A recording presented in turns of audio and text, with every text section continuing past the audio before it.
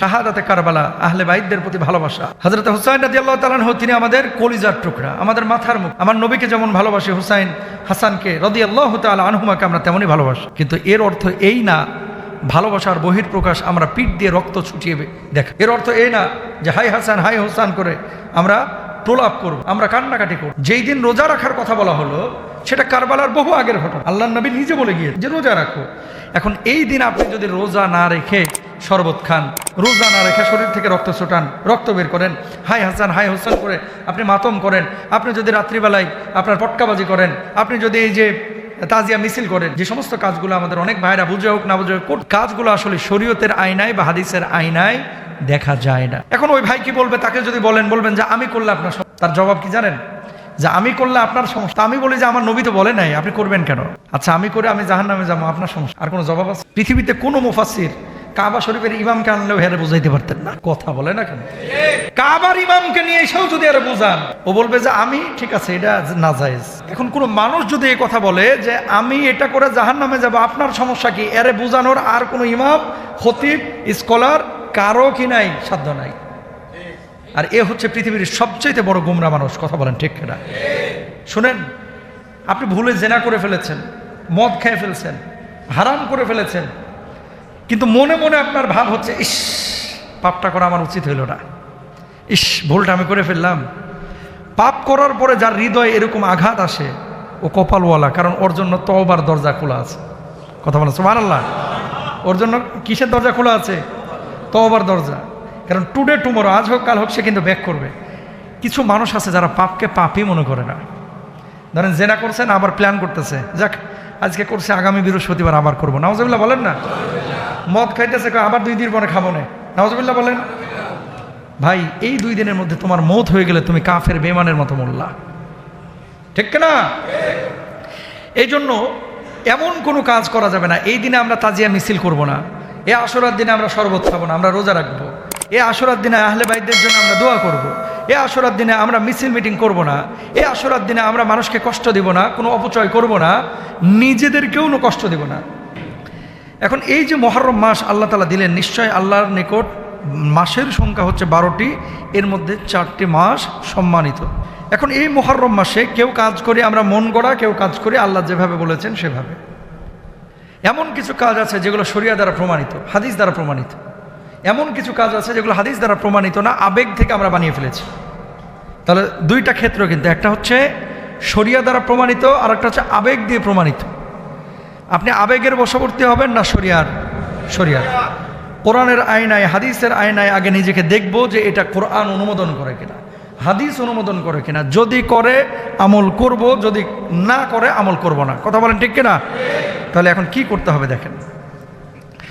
আল্লাহর নবী বিশ্বনবী সাল্লাল্লাহু আলাইহি ওয়াসাল্লাম মুহররম মাসকে শাহরুল্লাহ বলেছেন, আল্লাহর মাস বলে সম্বোধন করেছেন। তিনি বলেছেন আল্লাহ রাব্বুল আলামিন এই মাসকে সম্মানিত করেছেন, ফালা তাযলিমু ফীহিন্না আনফুসাকুম। এই মাসগুলোর উপরে, এই মাসগুলোর মধ্যে নিজেদের উপরে জুলুম করো না। এই মাসের মধ্যে সুদ, ঘুষ, জেনা, ব্যভিচার, গালমন্দ করা, মানুষকে আঘাত করা, এই সমস্ত কাজগুলো তোমরা করো না। কারণ আইয়ামে জাহিলিয়াতের পরে যে কাফের বেঈমানরা ছিল তারাও কিন্তু এই কাজগুলো করতো না। যদি আপনি করেন আল্লাহ রাব্বুল আলামিন আপনাকে সওয়াব দিবেন না, ফজিলত দিবেন না, নিজের ক্ষতি নিজেই করবেন, নিজের পায়ে নিজেই কুড়াল মারবেন। আর আল্লাহ রাব্বুল আলামিনের এই সম্মানিত মাসগুলোকে যদি আপনি সম্মান দেন, আল্লাহ রাব্বুল আলামিন মুসা আলাইহিস সালাতু ওয়াস সালামকে যেভাবে ফিরআউনের আঘাত থেকে মুক্ত করেছিলেন, নাজাত দিয়েছেন, আমার রব দুনিয়ার সমস্ত পাপ কলুষতা থেকে আল্লাহ রাব্বুল আলামিন আপনারা নাজাত দিবেন, মুক্তি দিবেন। জোরে বলেন সুবহানাল্লাহ। আমাদের মূল টার্গেট কিন্তু মুক্তি। আমাদের মূল টার্গেট কি? মুক্তি, আল্লাহর কাছ থেকে নাজাত। ফাআনা হাক্কু বিমুসা মিনকুম। খেয়াল করেন, নবীজি সাল্লাল্লাহু আলাইহি ওয়াসাল্লাম যখন মদিনায় আগমন করলেন, হিজরতের পরে আগমন করার পরে আল্লাহর হাবিব বিশ্বনবী সাল্লাল্লাহু আলাইহি ওয়াসাল্লাম দেখলেন ইহুদিরা রোজা রাখছে আমার নবী জিজ্ঞেস করলেন, কেন তোমরা রোজা রাখছো? ইহুদিরা জবাব দিল, হাদা ইয়াউমুন নাজাল্লাহু ফীহি মূসা ওয়া কওমাহু ওয়া আগরাকা ফিরআউন ওয়া কওমাহু। এই দিন আল্লাহ রাব্বুল আলামিন ফিরআউন থেকে মূসা আলাইহিস সালাতু ওয়াস সালামকে নাজাত দিয়েছিলেন। আমরা সেই মূসাকে ভালোবেসে এই আরাফার দিনে রোজা রাখছি। আমার নবী জবাব দিলেন, ইহুদি হওয়ার পরে মূসা নবীকে ভালোবেসে যদি তারা রোজা রাখতে পারে, আমি নবী আমার বন্ধু মূসার জন্য তার চাইতেও বেশি হকদার রোজা রাখার। জোরে বলেন সুবহানাল্লাহ। কথা বুঝছেন তো কি বলছেন? নবী মদিনায় যাওয়ার পরে দেখছেন যে ইহুদিরা রোজা রাখছে। কি গো, রোজা রাখতেছো কেন? আমরা মূসার জন্য, যেহেতু ফিরআউন থেকে নাজাত পেয়েছে জন্য রোজা রাখছি। আমার নবী বলছে, ফানা আহাক্কু বিমূসা মিনকুম, তোমাদের চাইতে আমি তো বেশি হকদার মূসার প্রতি, কারণ মূসা আমার ভাই, সে আমার পূর্ববর্তী নবী। সুবহানাল্লাহ বলেন। এরপর আল্লাহর নবী বিশ্বনবী সাল্লাল্লাহু আলাইহি ওয়াসাল্লাম কি বলছেন? সিয়ামু ইয়াউমু আশুরা আহতাসিবু আলাল্লাহ আন ইউকাফফিরাস সানাতাল্লাতী ক্বাবলা। জোরে বলেন আল্লাহু আকবার। আল্লাহর নবী বললেন, আশুরার রোজা সম্পর্কে আমি আল্লাহর কাছে আশা রাখি, যে ব্যক্তি আশুরার রোজা রাখবে আল্লাহ রাব্বুল আলামিন তার পূর্বের 1 বছরের জীবনের গুনাহ খাতাগুলো মাফ করে দিবে। কয় বছরের? গত 1 বছরে যা গুনাহ করেছেন ধুয়ে মুছে আল্লাহ তাআলা সাফ করে দেবে। সুবহানাল্লাহ। কোন দিন? যে আশুরার রোজা রাখবে। ও কলিজার টুকরা ভাইরা আমার, এখন আপনারা প্রশ্ন করবেন, হুজুর আশুরার রোজাটা আমরা কোন দিন রাখবো? 9 তারিখ নাকি 10 তারিখ? 10 তারিখ। কয় তারিখ? আশুরা মানেই হচ্ছে 10। 10 তারিখ রোজা রাখবেন।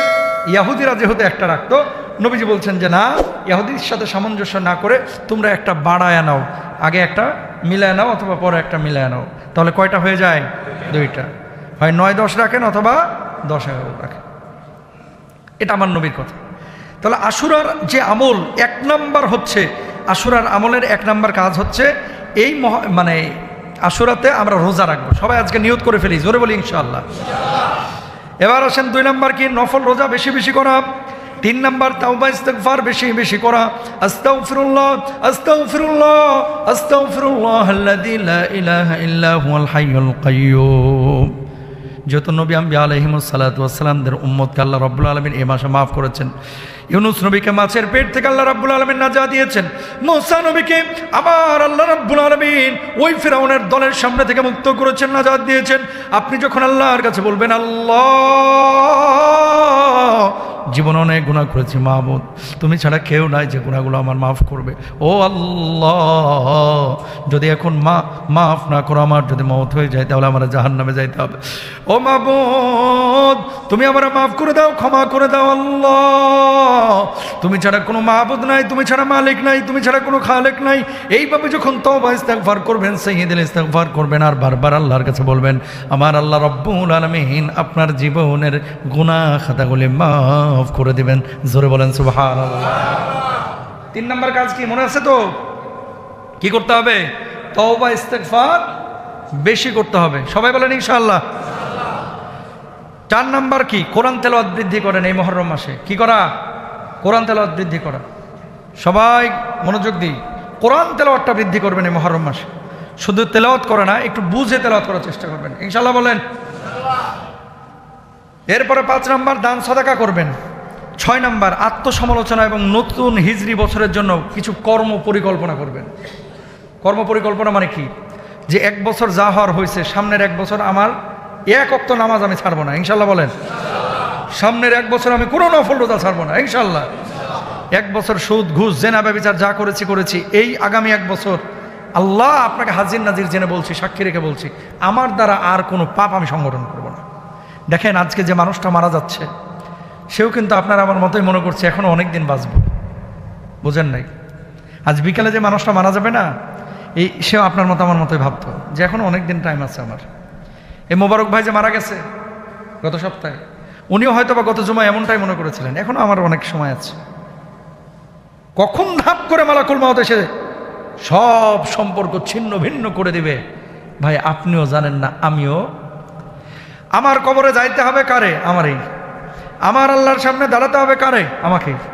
আমার আমলনামা পেশ করতে হবে কাকে? আমাকে, আমার ছেলেকে না। কিন্তু যেহেতু আমার কবরে আমাকেই যেতে হবে, আমার আমলনামা নিয়ে আমাকেই দাঁড়াতে হবে, আমার আল্লাহর সামনে আমাকে আমার হিসাব নিকাশ দিতে হবে। সুতরাং কারো প্রতি নির্ভরশীল না, আমার আল্লাহর জন্য, আমার কবরের জন্য আমাকেই আমল নিয়ে যাইতে হবে, ঠিক না? সংসদে কি কথা হইল, কোন পলিটিক্যাল লিডার কি কথা বলল, কোন ভাই কি বলল, কোন বোন কি বলল, বউ কি বলল, বাচ্চা কি বলল, এগুলো সব ক্ষণস্থায়ী ধোঁকা। স্থায়ীটা কি? স্থায়ী হচ্ছে একমাত্র আমার আমল। ছেলের জন্য 26 বছর হাড় ভাঙা পরিশ্রম করতেছেন, একটা বিশাল বাড়ি করলেন, কত পরিশ্রম আপনার, কেন? যে বাচ্চা কাচ্চা যেন ভালোভাবে থাকে। ও ভাই কলিজার টুকরারা, ঠিকই কিন্তু আপনি কবরে চলে যাবেন এই বিশাল বাড়ি রেখে, কিন্তু আপনার ছেলেটা, আপনার মেয়েটা হয়তো বা বছরের পরে বছর চলে যাবে, একটা অকুশনে নির্দিষ্ট সময় হয়তো বা আপনারা মনে করবে, 5 ওয়াক্ত নামাজের পরে আপনার কথা মনেও করবে না। কথা বলেন না কেন? আপনি আপনার বাবার কথা কয়বার মনে করতেছেন? আমি আমার বাবার কথা কয়বার মনে করতেছি? এই জন্য আমার কাজ আমাকেই করতে হবে। এ তো গেল মহরম মাসে করণীয় কি কি করবেন আপনি। এবার আসেন বর্জনীয় কি, যে কাজগুলো আপনি করবেন না। বিশুদ্ধ হাদিস, একটু আগে যেটা বললাম আমি আপনাদেরকে, সহিহ মুসলিমের হাদিস, যে রোজা রাখলে 1 বছরের গুনাহ মাফ। এখন এই দিনে যদি রোজা না রেখে কেউ শরবত খায়, হাদিস অনুযায়ী কাজ হইল না হাদিসের বিপরীতে? আমার নবী যেই কপালে চুমু দিয়েছে সেই কপালে তারা আঘাত করেছে। আবার নবী যে ঘাড়ের ওপরে চুমু দিয়েছে সেই ঘাটটার উপরে তারা ছুরি চালিয়েছে। আমার নবী যেই হুসাইনের কপালে চুমু দিয়েছে সেই কপালে তারা লাথি মেরেছে। আমার নবী যেই হুসাইনের গলায় চুমু দিয়েছে সেই গলার উপরে ছুরি চালিয়েছে। আমার নবী যে হুসাইনকে বলেছে জান্নাতের ফুল, আমার নবী যেই হুসাইনের জন্য, আল্লাহু আকবার, জুমার সময় খুতবা দিচ্ছিলেন, হুসাইন পাখির মতো দৌড়ায় এসেছে, হাসানও দৌড়ায় এসেছে, নবীজি খুতবা বন্ধ করে হুসাইনের কপালে চুমু দিয়েছে, হাসানের কপালে চুমু দিয়েছে, আদর করে দিয়েছে। সেই হাসানকে, সেই হুসাইনকে এই জালেমরা, এই বেঈমানরা, এই কাফেররা এইভাবে আঘাত করলো, এইভাবে আঘাত করলো। আল্লাহ রাব্বুল আলামিন এর পরক্ষণেই আল্লাহ সুবহানাহু ওয়া তাআলা এদের বিচার এমনভাবে করেছিলেন, দুনিয়াতেও লাঞ্ছিত হয়েছে, আর আখিরাতে যে কি লাঞ্ছিত হবে এটা তো বলার কোনো অপেক্ষা রাখে না, ঠিক না? এই জন্য কামা তাদিন উতুদানু, যেমনটা আপনি করবেন তেমনটাই কিন্তু আপনি পাবেন।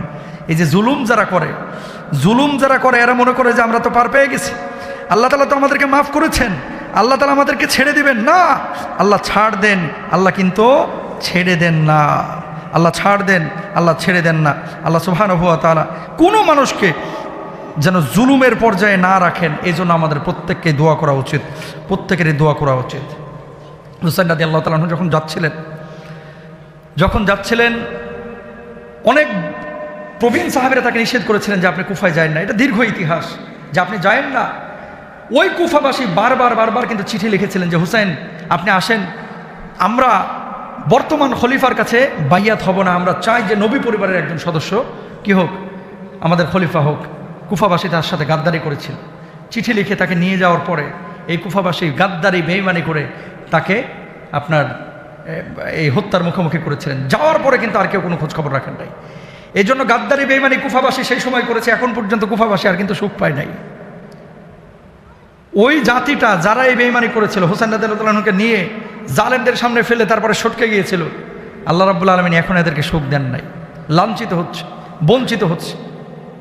আহলে বাইত পরিবারের সদস্যদের সাথে বেয়াদবি করার খেসারত এখনও তারা দিচ্ছে। আমি তো গিয়েছি মিশরে, হুসাইন রাদিয়াল্লাহু তাআলার মাথা মোবারক যেখানে দাফন করা, কালের পরিক্রমায় দেখেন তারা এই বিচ্ছিন্ন দেহটাকে কাফেররা সহ্য করতে পারে নাই।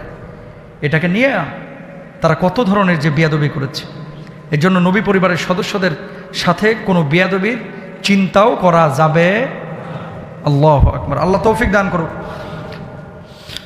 আমরা কিন্তু দুনিয়া থেকে চলে যাব, হুসাইন রাদিয়াল্লাহু তাআলা চলে গিয়েছেন, আমাদেরকেও যেতে হবে। এখন আমি মূলত মুহররমের মাঝ থেকে একটু হুসাইন রাদিয়াল্লাহু তাআলার কথা বললাম যে নবী কেমন ভালোবেসেছেন। এবার আসেন, উনারা যেমন চলে গেল, উনারা তো আল্লাহর জান্নাতে চলে গিয়েছেন। আপনি আমি যখন যাব মোবারক ভাইয়ের মতো, আপনি আমি কি নিয়ে যাচ্ছি? কবরের জিন্দেগিতে সুখী জীবন হওয়ার জন্য, আযাব মুক্ত জীবন পাওয়ার জন্য, সুন্দর জিন্দেগি পাওয়ার জন্য কিছু করণীয় আছে। আল্লাহ সুবহানাহু ওয়া তাআলা আমাদেরকে কবরের ব্যাপারে বারবার কিন্তু সতর্ক করেছেন। যারা জ্ঞানী তারা সতর্ক হয়, যারা জ্ঞানী না তারা সতর্ক হয় না। কাফের বেঈমান যারা, তারা মারা গেলে তাদের রূহ চলে যাবে জাহান্নামের পরিবেশে, যারা ঈমানদার তাদের রূহটা যাবে হচ্ছে জান্নাতি পরিবেশে। আল্লাহ সুবহানাহু ওয়া তাআলা কুরআনুল কারীমের মধ্যে কি বলেছেন? কুল্লু নাফসিন যায়িকাতুল মাউত মাউত। আল্লাহু আকবার। সব প্রাণীকে মৃত্যুর শাহাদাত সাধন করতে হবে। হুসাইন রাদিয়াল্লাহু তাআলা আনহুকে আল্লাহ রাব্বুল আলামিন শাহাদাতের মওত দান করেছিলেন। আপনারা আমার হয়তোবা শাহাদাতের মওত দিবেন না, কিন্তু যদি আপনি আমি ভালো কাজ করে দুনিয়া থেকে বিদায় নিয়ে যাইতে পারি, কবরের জিন্দেগিটা সুখের জিন্দেগি হবে। আর কবর হচ্ছে প্রথম ঘাঁটি। ইন্নাল কবরা আউয়ালু মানাজিলিল আখিরা ফা ইন্না জা মিনহু ফামা বাদাহু আইসরাহু মিনহু ওয়া ইল্লাম ইয়ানজু মিনহু ফামা বাদাহু আশাদ্দু মিনহু। কবর হলো আখিরাতের প্রথম ঘাঁটি। যদি কেউ এই সফলতা পায়, কবরের মধ্যে পার পেয়ে যায়, তার পরবর্তী ধাপগুলো তার জন্য সহজ হবে। আর যদি এখানে কেউ সফল না হয়, পরবর্তী ধাপগুলো তার জন্য কঠিন হয়ে যাবে। অর্থাৎ যার কবর ভালো তার আখিরাত ভালো, যার কবর ভালো তার হাসর ভালো, যার কবর ভালো তার আমলের পাল্লা হবে ভারী, যার কবর ভালো পুলসিরাত একেবারে বিদ্যুতের মতো পার হয়ে যাবে। আর কবরে যে ধরা খাবে প্রথম ঘাটিতে, তার গোটা আখিরাতের জিন্দেগিটাই ধরাশয়ী হবে। কথা বলেন ঠিক কিনা? কিন্তু কবর নিয়ে আমরা বড়ই বেখিয়াল। ওসমান রাদিয়াল্লাহু তাআলা আনহু যখনই কোনো কবরের পাশে দাঁড়াইতেন, হাউমাউ করে কেঁদে দিতেন, চিৎকার করতে কান্না করতেন। ওমর রাদিয়াল্লাহু তাআলা আনহু সহ অন্যান্য সাহাবীরা বলতেন, ও ওসমান, দুনিয়াতে থাকতে আল্লাহ রাব্বুল আলামিন তোমার জান্নাতের সার্টিফিকেট দিয়েছে, তারপরেও কেন তুমি এত কান্না করো? ওসমান রাদিয়াল্লাহু তাআলা আনহু তখন এই হাদিসটা বারবার শোনাইতেন। কবর হচ্ছে প্রথম ঘাঁটি।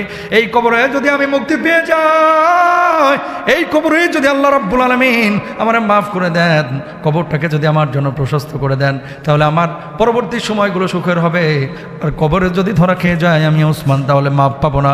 আল্লাহ আমাকে একেবারে, আল্লাহ রাব্বুল আলামিন আমার মাফ করবেন না, আল্লাহ আমাকে ধরাশয় করবেন। এই জন্য কবর দেখে আমি ওসমান বড্ড ভয় পাই, বড্ড ভয় পাই। জোরে বলেন আল্লাহু আকবার। কবরের প্রথম রাত দুনিয়ার জিন্দেগিতে যত রাত কাটিয়েছেন, তার চাইতে বড় ভয়াবহ রাত হচ্ছে কবরের প্রথম রাত। তার চাইতে বড় ভয়াবহ রাত কবরের প্রথম রাত। দুনিয়ার জিন্দেগিতে 60 বছর, কোনো রাত হয়েছে আপনার বাসর রাত, কোনো রাত হয়েছে আপনার অসুস্থতার রাত, কোনো রাত হয়েছে আপনার আনন্দের রাত, কোনো রাত হয়েছে আপনার খেলা দেখার রাত। কিন্তু কবরের জিন্দেগির যে রাতটা, এই রাতটা, প্রথম রাতটা হচ্ছে বড় ভয়াবহ রাত। এই রাত যদি ভালোভাবে কাটায় নিতে পারেন, এই রাতটা যদি আপনি সুন্দরভাবে আল্লাহ রাব্বুল আলামিন আপনাকে জান্নাতি পরিবেশে কাটানোর তৌফিক দান করেন, গোটা আখিরাতের জিন্দেগিটা আপনার জন্য সুন্দর হয়ে যাবে। জোরে বলেন সুবহানাল্লাহ। এখন কবরের প্রথম রাতটা আপনার জন্য সুখের হবে কখন? যখন দুনিয়ার রাতগুলোকে আপনি আল্লাহর জন্য কাটাবেন। ও মুসলমান, দুনিয়ার রাতগুলো আপনি খেলা দেখায় কাটায় দিচ্ছেন। ব্রাজিলের খেলার জন্য আপনি ঠিকই 3:30টায় উঠে যাইতেছেন, আর্জেন্টিনার খেলা দেখার জন্য আপনি রাত 12টায় উঠে ঠিকই বসে থাকতেছেন, পর্তুগালের খেলার জন্য, স্পেনের খেলা দেখার জন্য আপনি সারা রাত জেগে রয়েছেন। কিন্তু 364 দিন মুয়াজ্জিন সাহেব আজান দিল ফজরের জন্য, নামাজের জন্য, আসসালাতু খায়রুম মিনান নাওম, হাইয়া আলাস সালাহ, হাইয়া আলাল ফালাহ। 364 দিনের মুয়াজ্জিনের আজান আপনার কানের মধ্যে ঢুকলো না, কিন্তু ফিক্সচার দেখে ব্রাজিলের খেলা দেখার জন্য আপনি বসে থাকলেন, আর্জেন্টিনার খেলা দেখার জন্য বসে থাকলেন। আল্লাহ রাব্বুল আলামিন কবরের প্রথম রাত কিভাবে আপনার ভালো করবে? কথা বলেন ঠিক কিনা? এখন শত শত রাত আপনি খেলা দেখা কাটায় দিচ্ছেন। দেখেন, নামাজ কালাম তো ঠিক রাখতে হবে, নামাজের খবর নাই, জুয়াও খেলতেছে অনেক। কথা বলেন না, আছে না নাই? খেলা চলে আমেরিকায়, জুয়া খেলে আজান করায়, খেলা চলে কানাডায়, জুয়া খেলে আজান করায়। অনেক মানুষ বাংলাদেশে এই বিশ্বকাপকে কেন্দ্র করে জুয়া খেলতেছে। এই যেগুলো জুয়া খেলে এগুলো কবিরা গুনাহ করে, নবীজি বলছে এগুলো জান্নাতের গন্ধও পাবে না। জোরে বলেন নাউজুবিল্লাহ। এই জুয়ারি যেগুলো আছে এগুলো ধরে বাইন্দা পুলিশের হাতে দিবেন, অথবা বাপকে বলে দিবেন যে ছেলেকে শাসন করো, জুয়া খেলতে দেবেন না। তাহলে কবরের প্রথম রাত হচ্ছে বড় ভয়াবহ রাত। এই রাতটা যদি পার পান, তাহলে দেখেন ওসমান রাদিয়াল্লাহু তাআলা কি বলতেন, মা রাআইতু মানজারান কাত্তুন ইল্লা ওয়াল কবরু আফদাউ মিনহু। আমি এমন কোনো দৃশ্য দেখিনি যা কবরের দৃশ্যের চাইতে অধিক ভয়াবহ। মানে ওসমান বলতেছেন, পৃথিবীর বুকে সাপ দেখে আমরা ভয় পাই, আগুন দেখে আমরা ভয় পাই, আমরা পানি দেখে ভয় পাই, ঝড় দেখে ভয় পাই, সাইক্লোন দেখে ভয় পাই, এর চাইতেও বড় ভয়াবহ হচ্ছে কবরের প্রথম রাত। আল্লাহু আকবার। আহা, এই রাতটা কেমন রাত হবে একটু কল্পনা করেন। এই যে মোবারক সাহেবকে রাখা হলো, আরেকজনকে রাখা হলো, আব্দুল করিমকে রাখা হলো, আব্দুল মজিদকে কবরে রাখা হলো, আপনাকে আমাকে রাখা হবে। প্রতিদিন আপনি রাত্রিবেলায় 9টায় ভাত খান, প্রতিদিন আপনি এসার সময় নামাজ পড়েন, প্রতি রাত আপনি রাত্রিবেলায় মোবাইল টিপেন ঘন্টার পরে ঘন্টা। যেদিন আপনাকে কবরে রাখা হবে, আপনার রূহটা কিন্তু ওই সময়গুলো বুঝতে পারবে, মনটাই চাইবে যে যাই দৌড় দিয়ে নামাজটা পড়ি। কিন্তু দেখবেন রূহ সিগন্যাল দিচ্ছে, হাত আর নড়তেছে না। রূহ সিগন্যাল দিচ্ছে, বুকটা আর সরছে না। রূহ সিগন্যাল দিচ্ছে, চোখটা আর খুলছে না। রূহ সিগন্যাল দিচ্ছে, পেটের মধ্যে আর কোনো খাবার আসছে না। রূহ সিগন্যাল দিচ্ছে, কিন্তু পাটা নাড়াতে পারছে না। একটু চোখটা বন্ধ করেন, সবাই চোখটা বন্ধ করেন, একটু কল্পনা করেন যে আপনার মনে যাচ্ছে আপনি দাঁড়াবেন, দাঁড়াতে পারছেন না। আপনার মনে যাচ্ছে নামাজ পড়বেন, আপনি পারছেন না। মনে যাচ্ছে প্রচণ্ড গরম, আহা আর সহ্য হচ্ছে না। দেখতে পাচ্ছেন আপনার চামড়াগুলো পচে পচে পোকা ধরে যাচ্ছে, আপনার গোশত খুলে যাচ্ছে, আপনার মাথাটা ফেটে যাচ্ছে, মগজগুলো বের হয়ে যাচ্ছে, আর পোকাগুলো এসে আপনার দেহটাকে ভক্ষণ করতেছে। সে সময় আপনার অবস্থাটা কি হবে? সে সময় আমি রহমানের কি হবে?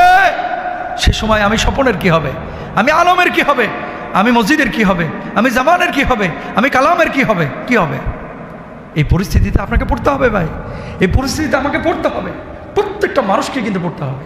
প্রিপারেশনটা কতটুকু আছে একটু রিয়ালাইজ করেন, জীবনটাকে ফিল করেন, অনুভব করেন। মানুষ মারা যাওয়ার পরে ঠিক প্রথম রাতেই সবাই চোখ খোলেন, দেখেন প্রথম রাতে এই জিনিসগুলো ফিল করবে যে এখন তো আমার নামাজের টাইম হয়েছে, কিন্তু আর পারবে না। এখন তো আমার মোবাইলটা কই, হাত আর নড়বে না। মানুষ কিন্তু এগুলো ফিল করবে। আল্লাহ রাব্বুল আলামিন প্রথম রাত এই কবরের বড় ভয়াবহ রাত বানিয়েছেন। এই রাতের মুখোমুখি আপনি যদি হতে চান, হবেন, যে সুখকর একটা মুহূর্ত তৈরি হোক, ভালো একটা রাত তৈরি হোক, আল্লাহ রাব্বুল আলামিন কিছু কাজ করে বলে দিয়েছেন। 1 নম্বর কাজ, সূরা মুলকের আমলটা করবেন সবাই রাতে, ইনশাআল্লাহ বলেন। আমার নবীজি বলছেন, মাগরিবের নামাজের পরে রাত্রিকালীন সময়ে কোনো ব্যক্তি যদি সূরা মুলক আদায় করে, আর ওই রাত্রে যদি কোনো ব্যক্তি ফজর আগ মুহূর্ত পর্যন্ত এই সময়ের মধ্যে মারা যায়, আল্লাহ রাব্বুল আলামিন ওই ব্যক্তির কবর আযাব গজবগুলোকে মাফ করে দেন। সুবহানাল্লাহ। 2 নম্বর, আপনি যখন নামাজ পড়বেন, এই নামাজ আপনার জন্য সাথী হবে, বাতি হবে। 3 নম্বর, মান আদা মসজিদান আদা আল্লাহু লাহু নূরান ফিল কবর। কেউ যদি মসজিদ নির্মাণ করে, মসজিদে বাতি জ্বালায়, মসজিদটাকে আবাদ করে, মসজিদে নামাজ পড়ে, ওয়া রাজুলুন কলবুহু মুআল্লাকুন ফিল মাসাজিদ, মসজিদের সাথে হৃদয়টাকে সম্পৃক্ত করে রাখে, আল্লাহ রাব্বুল আলামিন আরশের নিচে যেমন ছায়া দিবেন, আমার আল্লাহ রাব্বুল আলামিন তার কবরের জিন্দেগিটাকে সুখের জিন্দেগি বানায় দিবেন। জোরে বলেন সুবহানাল্লাহ। তাহলে নামাজ ঠিক রাখতে হবে, সূরা মুলুক পড়তে হবে, মানুষকে কষ্ট দেওয়া যাবে না। এরপরে মুনকার নাকির আসবে, আসার পরে কি বলবে? মার রব্বুকা ওমা দীনুকা ওমান নাবিয়ুকা মান হাযার রাজুল। এই ব্যক্তিকে জিজ্ঞেস করবে। এখন আপনি বলবেন যে হুজুর ও আমার মুখস্থ আছে, কি জবাব দেব? বাংলায় তো সেদিন জবাব দিতে পারবেন না, আরবিতেই দেওয়া লাগবে। হুজুর এখন আরবি শিখবো কোথায়? না, এটা আরবি আর শিখা লাগবে না। যদি আমল ভালো নিয়ে যাইতে পারেন, অটো মুখ থেকে আরবি চালু হয়ে যাবে। জোরে বলেন সুবহানাল্লাহ। কোনো বুড়া মানুষ জান্নাতে যাবে না, কোনো বুড়া মানুষ না। সাদা দাড়ি পাকা, চুল পাকা একটা বুড়া মানুষও জান্নাতে যাবে না। টেনশনে পড়ে গেছে আমার মুরব্বীরা। জান্নাতে যাবে না বুড়া মানুষ। কেন? আল্লাহ তাআলা আপনাকে আমাকে তাগড়া যুবক বানায় দিবেন। জোরে বলেন সুবহানাল্লাহ। লম্বা হবেন কয় হাত? 60 হাত। জোরে বলেন কয় হাত? 60 হাত লম্বা হবেন। আল্লাহ তাআলা তাগড়া যুবক বানায় দিবে। সেদিন দাড়িগুলো কালো হয়ে যাবে। আল্লাহু আকবার। তো টেনশনের কোনো কারণ নাই যে হুজুর বাংলা তো পারি না, আরবিতে আবার জবাব দিব কিভাবে? আরবিতে জবাব আপনাকে মুখস্থ করা লাগবে না, এমনি আল্লাহ সুবহানাহু ওয়া তাআলা ব্যবস্থা করে দেবেন। জোরে বলেন সুবহানাল্লাহ। এরপরে দেখেন বিশ্বনবী সাল্লাল্লাহু আলাইহি ওয়াসাল্লাম কি বলছেন? আল্লাহর নবী বলছেন, ফায়ুফসাহু লাহু ফি কবরিহি মাদ্দা বাসরিহি। মুমিন ব্যক্তিকে যখন আল্লাহ রাব্বুল আলামিন কবরের মধ্যে ঢুকাবেন, আল্লাহ রাব্বুল আলামিন তার দৃষ্টিসীমাকে এমনভাবে প্রশস্ত করে দিবেন, কবরটাকে আল্লাহ রাব্বুল আলামিন এমনভাবে প্রশস্ত করবেন, আল্লাহ রাব্বুল আলামিন যত দূর পর্যন্ত দৃষ্টি যাবে তত দূর পর্যন্ত তার কবরটাকে প্রশস্ত বড় বানায় দিবেন। জোরে বলেন সুবহানাল্লাহ। এটা মুমিনের পুরস্কার, যে কবরটা এত বড় হবে। আপনার দৃষ্টিসীমা যদি 10 কিলোমিটার যায়, দৃষ্টিসীমা যদি 3 কিলোমিটার যায়, দৃষ্টিসীমা যদি 4 কিলোমিটার যায়, যত দূর পর্যন্ত আপনার দৃষ্টিশক্তি যাবে, সীমা যাবে, আল্লাহ রাব্বুল আলামিন আপনার কবরটাকে অত বড় বানায় দেবেন। জোরে বলেন সুবহানাল্লাহ। লাভ না ক্ষতি? লাভ। সুবহানাল্লাহ। তাহলে মুমিনের জন্য পুরস্কার কয়টা? মুমিনের জন্য 5টা পুরস্কার। কয়টা? যার নামাজ ঠিক আছে, যে হারাম খায় না, যে মানুষকে কষ্ট দেয় না, যে মানুষের সাথে বেঈমানি গাদ্দারি করে না, যে মানুষের উপর জুলুম করে না, অন্যায় করে না, যে আল্লাহর বিধান অনুযায়ী জীবনযাপন করে, মুমিনের জন্য কবরের নিয়ামত হচ্ছে 5টা। 1 নম্বর হচ্ছে সে মুমিনের জন্য কবরটা প্রশস্ত হবে। 2 নম্বর হচ্ছে জান্নাতের সুবাস আসবে। 3 নম্বর হচ্ছে জান্নাতের দরজা খুলে দেওয়া হবে। 4 নম্বর হচ্ছে সুন্দর চেহারার একজন ব্যক্তি আসবে যাকে জান্নাতের সুসংবাদ দিবে। আর এরপরেটা হচ্ছে কিয়ামত দ্রুত হওয়ার আকাঙ্ক্ষা করবে। যারা নাজ নিয়ামতগুলো কবরের মধ্যে পাবে বা জান্নাতি পরিবেশে থাকবে, এরা আকাঙ্ক্ষা করবে, আল্লাহ কিয়ামতটা দ্রুত করে দাও, যাতে করে আমি মানে চূড়ান্ত জান্নাতে আমি আমার পুরস্কারটা পেয়ে যাই, আল্লাহর দিদা লাভ করতে পারি। জোরে বলেন সুবহানাল্লাহ। এরপরে কাফের বেঈমান যারা পাপিষ্ঠ, এদের কবরের অবস্থাটা কি হবে একটু খেয়াল করেন। যারা কাফের বেঈমান পাপিষ্ঠ, এদের অবস্থাটা কি হবে? আহা হা হা লা Adori, high high high high, আমি তো জানতামই না যে কত কবরটা এত বড় ভয়াবহ জায়গা। দুনিয়াতে কিন্তু সুযোগ আছে, একটা মামলায় ফেসে গেলে আপিল করা, হাইকোর্টে যাওয়া, উচ্চ আদালতে যাওয়া। একজন ভাই আমার সাহায্য সহযোগিতা এগিয়ে আসতে পারে, আমার ছেলে আসে, আমার বিয়ে আসে, আমার লিডাররা আসে, কিন্তু কবরের মামলায় ফাইসা গেলে ভাই আর পার পাওয়ার কোনো উপায় নাই। আপনি যেই হন না কেন, হে ডোনাল্ড ট্রাম্প হোক, আর মোহাম্মদ বিন সালমান হোক, আর আয়াতুল্লাহ খামেনি হোক, প্রেসিডেন্ট হোক আর রাষ্ট্রপতি হোক, হুজুর হোক আর বক্তা হোক, কবরের মামলায় ফাইসা গেছে তো শেষ। কি হবে তাদের? আহা ফায়ুযায়্যিকু আলাইহি কবরুহু হাত্তা তাখতালিফা ফীহি আদলাহু, যে তার কবর এত সংকুচিত করা হবে যে তার পাঁজরগুলো একটা আরেকটার সাথে হাড়গুলো মরমর করে ঢুকে যাবে। আল্লাহু আকবার। কবর হচ্ছে এটা। সেদিন কেউ কাউকে চিনবে না। তুমি কে? কোথায় ছিলা তুমি? তোমার বাবার অবস্থা কি ছিল? তোমার মায়ের অবস্থা কি ছিল? তুমি হুজুর কিনা? তুমি বক্তা কিনা? তুমি খতিব কিনা? তুমি আলেম কিনা? তুমি কে ছিলা? তুমি বড় আলেম? তুমি বড় লিডার? তুমি বড় পয়সাওয়ালা? সেদিন কিন্তু কবর কাউকে চিনবে না ভাই। 2 পাশের মাটিটা যখন চাপ দিবে, এক পাশের হাড্ডিগুলো আর এক পাশে ঢুকে যাবে, হাড্ডিগুলো মচমচ করে ভেঙে যাবে, মানুষ চিৎকার করবে বাঁচাও বাঁচাও করে। সেদিন কেউ কারো কথা শুনবে না, সেদিন আর কোনো সুযোগ নাই। এজন্যই ওমর রাদিয়াল্লাহু তাআলা আনহু, আলী রাদিয়াল্লাহু তাআলা আনহু বারবার বলতেন, ওমর রাদিয়াল্লাহু তাআলা আনহু বলতেন, মুতু ক্বাবলা আন তামুত, মরার আগে একবার মরিয়া দেখো। অনেক ব্যস্ত আপনারা, অনেক বিজি, সব শেষ হয়ে যাবে ভাই, সব শেষ। এগুলো সেকেলে কথা না, হুজুরের কথা না। মাঝে মাঝে কবরস্থানে যাবেন, নিরিবিলি একেবারে বসে থাকবেন, নিজেকে ভিখারির মতো। কিসের মতো? ভিখারির মতো বসে থাকবেন। যাহারে এই মানুষটা তো কত বড় লিডার ছিল, কত বড় হুজুর ছিল, কত বড় বক্তা ছিল। আরে আমার আব্বাটা বাড়ির মধ্যে যখন কথা বলতো থরথর করে সবাই ভয়ে কাঁপতো।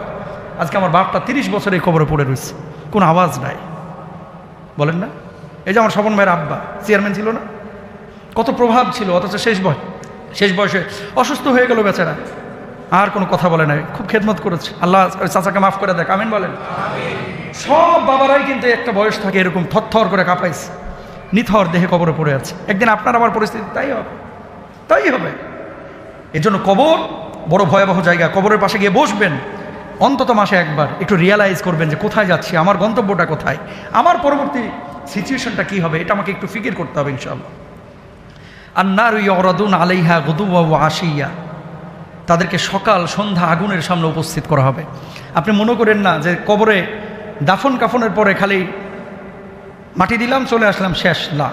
আমার আল্লাহ বলছেন কুরআনুল কারীমের মধ্যে যে সকালে এবং সন্ধ্যায় 2 বেলা তাদেরকে কবরের মানে আগুনের সামনে তাদের রূহগুলোকে উপস্থিত করা হবে, সকালে এবং সন্ধ্যায়। সেদিন কি হবে বলেন? কোনো উপায় নাই ভাই, কোনো উপায় নাই। এর জন্য নিজের কবরে যেহেতু নিজেকেই যেতে হবে, নিজের প্রস্তুতি নিয়ে যেতে হবে। কবরে আযাব হয় সবচাইতে বেশি যে সমস্ত কারণে, 3টা কারণ। জোরে বলেন কয়টা? এই পেছনের ভাইরা বলেন কয়টা? একবারে লিখে নেন কলিজার মধ্যে। নামাজ না পড়ার কারণে, রোজা না করার কারণে সবচেয়ে বেশি আযাব হয় না, এটা গুনাহ, কিন্তু সবচেয়ে আযাব বেশি হয় মাত্র 3টা কারণে। 1 নাম্বার কি দেখেন, ইন্নাহুমা লা ইউআযিবানি ওয়া মা ইউআযিবানি ফি কাবীরিন। আল্লাহর রাসূল সাল্লাল্লাহু আলাইহি ওয়াসাল্লাম 2টা কবরের পাশ দিয়ে হেঁটে যাচ্ছেন। আল্লাহর নবী বললেন এই 2টা কবর আযাব হচ্ছে কানা লা ইস্তাতিরু মিন বাউলিহি, এক ব্যক্তির কবর আযাব হচ্ছে একটা কারণ, সেটা হচ্ছে সে পেশাব করার পরে পরিপূর্ণভাবে পবিত্র হতো না। জোরে বলেন নাউযুবিল্লাহ। পেশাব করার পরে পরিপূর্ণভাবে পবিত্র হতো না, 1 নাম্বার কারণ। বুঝলেন? এখানে যারা আছেন, যারা ঢিলা কলুপ ব্যবহার করেন, আপনাদেরকে ওয়েলকাম, আলহামদুলিল্লাহ। কিছু মানুষ আছেন যারা এত তাড়াহুড়ো করে পেশাব করেন, কুলুপ নেন না, পানিও ব্যবহার করেন না। দাঁড়ানোর পরে 2-3 ফোঁটা পেশাব কিন্তু আপনার লুঙ্গিতে লাগে, প্যান্টে লাগে। আপনি মনে করছেন যাক নামাজের আগে চেঞ্জ করে ফেলবো। ইসলাম বলে না, তুমি এটা করতে পারবা না, নিষেধাজ্ঞা আছে। ইসলাম কি বলে? যতক্ষণ পর্যন্ত পেশাব পরিপূর্ণ পবিত্র না হচ্ছ ততক্ষণ পর্যন্ত তুমি ঢিলা কলুপ নাও অথবা নিচে বসে থাকো, ঝাড়াঝাড়ি করো, পরিষ্কার হও, তারপরে উঠো। এটা হচ্ছে ইসলামের বক্তব্য। এখন নবীজিকে জিজ্ঞেস করলো, ইয়া রাসূলুল্লাহ, আপনি হেঁটে যাচ্ছেন অথচ তার কবরে আযাব হচ্ছে, কি কারণে আযাবটা হচ্ছে? নবীজি বললেন, বড় কোনো অপরাধের কারণে না, শুধু পেশাব করে দাঁড়ায় যাইতো, পেশাবের ছিটা তার নাপাকি এই যে শরীরে লাগতো, কাপড়ে লাগতো, আল্লাহ তাআলা এই কারণে কবরে সবচাইতে বেশি আযাব দেন। জোরে বলেন নাউযুবিল্লাহ। 1 নম্বর। 2 নম্বর, নবীজি বললেন, কানা ইয়ামশি বিন নামিমাতি। আরেকটা কবরে কেন আযাব হচ্ছে? আল্লাহর হাবিব বিশ্বনবী সাল্লাল্লাহু আলাইহি ওয়াসাল্লাম বললেন, ওর কবরে আযাব হওয়া এটাও বড় কোনো অপরাধের কারণে না। ওই ব্যক্তি চগলখড়ি করতো, মানুষের মধ্যে কথা লাগাইতো, আর একজনের মধ্যে 2জনের মধ্যে ঝামেলা পাকা দিত। আল্লাহ রাব্বুল আলামিন এই জন্য এই চগলখড়ের বড় শাস্তি দিয়েছেন। জোরে বলেন নাউযুবিল্লাহ। এই জন্য 2জনের মধ্যে যদি ঝামেলা হয় মিটায় দেওয়ার চেষ্টা করবেন। এর কথা ওরে, ওর কথা ওরে, ওর কথা ওরে, ওর কথা ওরে, সম্পূর্ণরূপে হারাম। কত মারাত্মক হাদিস দেখছেন, বুখারী হাদিস, কিন্তু বিশুদ্ধ হাদিস। আল্লাহর নবী বলছে 1 নম্বর পেশাবের কারণে বেশি আযাব হয়, 2 নম্বর হচ্ছে চগলখড়ির কারণে বেশি আযাব হয়। আর আমাদের চায়ের দোকানগুলো তো চগলখড়ির পাওয়ার হাউস। কথা বলেন না কেন? হুজুর জুমাই কি বয়ান করছে, ইমাম কি করছে, লিডার কি করছে, চেয়ারম্যান কি করছে, এমপি কি করছে, এই সব গীবত হচ্ছে চায়ের দোকান আখড়া। এগুলো মসজিদে হয় না, হয় কোথায়? চায়ের দোকানে। এই জন্য চায়ের দোকানগুলো নিয়ন্ত্রণ করতে হবে। চা না, চায়ের দোকান। খাইতে যান, কিন্তু এই চগলখড়ি, গীবত, পরনিন্দা, তহমত এগুলো আমরা কেউ করব না। এগুলো আলোচনা হবে সংসদে। চায়ের দোকানে আপনি আলোচনা করে ঘোড়ার ডিম হবে। এগুলো আপনি কি করবেন আলোচনা করে? বাপরে বাপ, ভোটের আগে চায়ের দোকানে যেন এক একজন স্পিকার। কথা বলেন না কেন? এই স্পিকারগিরি চায়ের দোকানে করে লাভ নাই। এটা যারা নীতি নির্ধারক তারা করবে, আপনার দায়িত্ব এটা না। আপনি চায়ের দোকানে যাচ্ছেন, চা খায় আপনি মসজিদে চলে আসুন, ইনশাল্লাহ। বলেন না? আর এই ছেলে মেয়েরা যে ফুটবল খেলা দেখতেছে, অনেকে যাই খেলা দেখতে চিপাই বৈশা ডলে। কথা না কেন? যাই খেলা দেখতে চিপাই বৈশা ডলে, ডলার পর আস্তে করে মুখে মারে। বি কেয়ারফুল থাকেন। এই নেশাগুলো কিন্তু ছোট থেকেই হয়, বড় থেকে ডাইরেক্ট কিন্তু প্রথমে বোতল খায় না। নেশাগুলো ছোট থেকেই কিন্তু আস্তে আস্তে আস্তে আস্তে শিখে। দুঃখ লাগে, বাংলাদেশে এগুলো শুরু হইলো কিভাবে? টিএসসিতে দেখি জার্সি পরে মেয়েরাও সিগারেট খাচ্ছে, ফেসবুকে দেখা যাচ্ছে। বাবা হিসাবে আপনার দায়িত্ব নেওয়া উচিত। বিড়ি খেলে তো বোঝাই যায়, যেই মেয়ে বিড়ি খোর, এর সাথে যদি ছেলে বিয়ে দিচ্ছেন, এই পরিবারটার জাহান্নামের টুকরা বানায় ফেলাইবে। মেয়েরা আবার স্মোক করে কিভাবে? এখন শিখছে, স্বাধীনতা। খবরদার কোনো মেয়ে, কোনো ছেলে আপনারা স্মোক করবে না, ইনশাল্লাহ। বলেন। 3 নাম্বার সবচেয়ে বেশি আযাব হয় কবরে, কি কারণে? এটা বলে আলোচনা শেষ। আর রজুল ইয়াকদিবুল কাদিবা, মিথ্যা কথা বলার কারণে। তাহলে 1 নাম্বার পেশাব, 2 নাম্বার চগলখড়ি, 3 নাম্বার হচ্ছে মিথ্যা। আর সিদকু ইউনজি ওয়াল কিযবু ইউহলিক, সত্য মানুষকে মুক্তি দেয়, মিথ্যা মানুষকে ধ্বংস করে। আর মনে রাখবেন, একটা মিথ্যাকে প্রতিষ্ঠিত করতে এর সাথে আরো 10টা মিথ্যা বলা লাগে। কথা বলেন না কেন? যারা যত মিথ্যা কথা বলে, এরা এই মিথ্যা কথাকে প্রতিষ্ঠিত করার জন্য আরো সাথে 10টা বলা লাগে। এই জন্য সবসময় যেটা পারেন সেটা বলবেন, যেটা পারেন না সেটা বলবেন না। জান চলে যাক, জীবনে মিথ্যা কথা বলবো না, ইনশাল্লাহ। বলেন। মিথ্যা মানুষকে ধ্বংস করে, মিথ্যা মানুষকে কবর আযাবের মুখোমুখি করে। আমার নবীজি মিথ্যা বলেন নাই, সাহাবী রাদিয়াল্লাহু আনহুম আজমাইন বলেন নাই। আপনি কেন বলছেন? আম কিনতে গেছেন, জানেন যে ফালতু আম, আপনি বললেই হয় যে ভাই আমটা অত মিষ্টি হবে না, বা নিতে পারেন, মোটামুটি ভালো আছে। ভাই 1 নাম্বার আম, এর চাইতে ভালো আম গোটা ঢাকা শহরে পাবেন না। আরে কালকে রাত্রে সেই থেকে আমি নিয়েছি। এই যে সমস্ত চাপাবাজি, মিথ্যা বলে বেচা কিনা করা সম্পূর্ণরূপে হারাম। নাউযুবিল্লাহ। বলেন। কোনো মিথ্যা বলা যাবে না, আমরা কেউ বলবো না, সবাই বলি ইনশাআল্লাহ। কবর বড় ভয়াবহ জায়গা, কবরের জন্য আমরা প্রত্যেকেই প্রিপারেশন নেই। মহরমটাকে আমরা গ্রহণ করি, রোজা রাখি, আমলগুলো ঠিকমতো করি। আল্লাহ তাআলা আমাদের সবাইকে তৌফিক দান করুন। জোরে বলেন আমিন।